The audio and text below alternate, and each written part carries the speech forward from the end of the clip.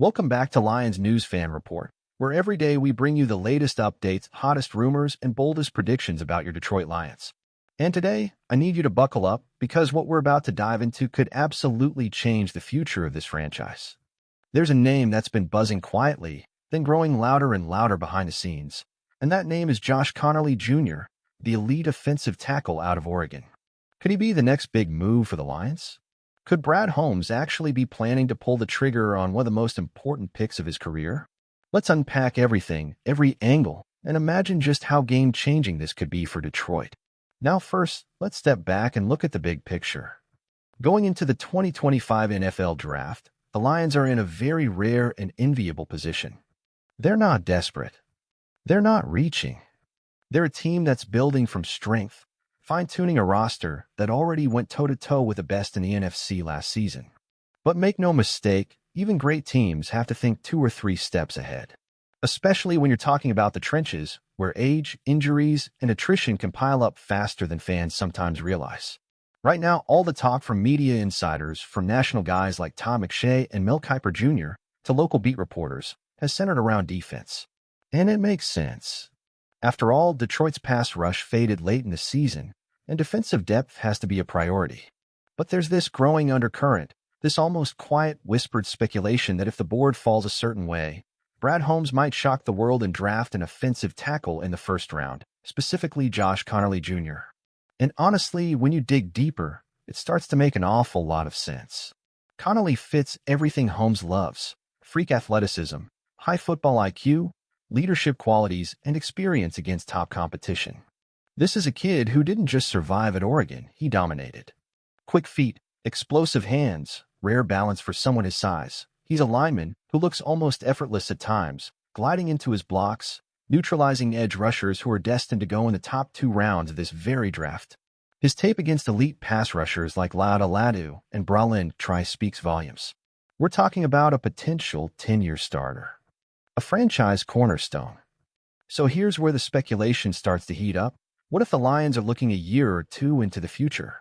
What if they already know that Taylor Decker, as beloved and respected as he is, won't be able to maintain peak performance into his mid-30s? Decker himself admitted after last season that the grind is getting harder. His contract situation is stable for now, but the financial side of things looms large. Eventually, decisions have to be made, tough, emotional decisions. Wouldn't it make sense to have a succession plan in place before the decline begins, instead of scrambling after the fact? Imagine this: Penei Sewell on the right side, Josh Conerly Jr. grooming under Decker on the left, with the versatility to slide into guard if needed his rookie year. It would give Detroit a virtually bulletproof offensive line, a unit that could dominate for the next decade. And not just dominate, impose their will every single Sunday. There's another layer here too: Detroit's identity. Under Dan Campbell, this team has embraced being tough, gritty, physical. They want to be the hammer, not the nail. They want to control the line of scrimmage. It's not just talk, it's who they are. Adding Conerly would be a message to the entire NFL. The Lions aren't just trying to keep up. They're building a machine that's going to run over you. And here's where it gets even juicier. What if drafting Conerly allows Ben Johnson to open up an entirely new layer of the offense? With bookend tackles like Sewell and Conerly, you could get wildly creative. More stretch runs, more play-action deep shots, more time in the pocket for Jared Goff or whoever the future QB might be. You could bully teams at the line of scrimmage in ways we haven't seen since the old-school days of smash-mouth football. And you have to consider the long-term ripple effects that drafting Conerly could spark within the locker room. The Lions have built a culture centered around competition, accountability, and brotherhood. Bringing in a young, hungry, high-upside player like Conerly would only enhance that energy. Veterans like Sewell and Frank Ragnow would immediately take him under their wing, accelerating his development and reinforcing the standards of excellence this team has worked so hard to establish. It's not just about adding talent, it's about reinforcing the identity that has made Detroit one of the most exciting teams in football. If you dig even deeper into Lions history, you realize something else. Great offensive lines have always been part of Detroit's DNA when they've had success. Think back to the Barry Sanders era. Think about the early 90s lines that paved the way for some of the most electric rushing attacks in NFL history. Think about Jeff Backus and Dominic Raiola anchoring the line during the team's resurgence years. Investing in elite offensive linemen has always paid dividends for this franchise. Drafting Conerly would be tapping into that same winning formula, a formula rooted in physical dominance, in unbreakable unity, in an attitude that says, you can't stop us.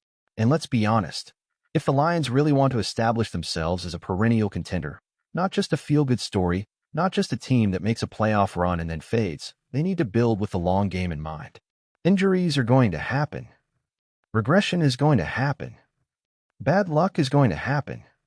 What separates true dynasties from one-year wonders is depth, foresight, and the willingness to make bold moves when others are playing it safe.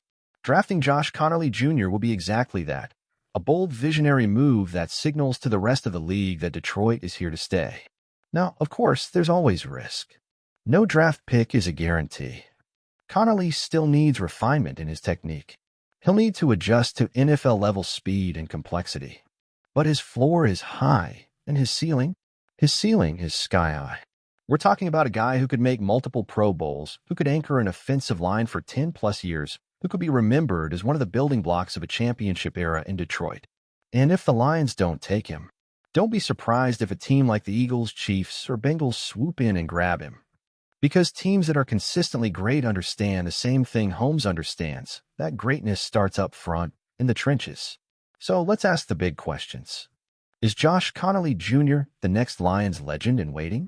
Is he the pick that future generations of Lions fans will look back on and say, that's when everything changed? Are we about to see Brad Holmes make another bold, brilliant, franchise-defining move? Or will they stay conventional and address defense first? I can't wait to hear what you think about this. Let's open up the discussion. Hit those comments and tell me, would you be excited to see Josh Conerly Jr. wearing Honolulu blue? Or do you believe the Lions have bigger priorities right now?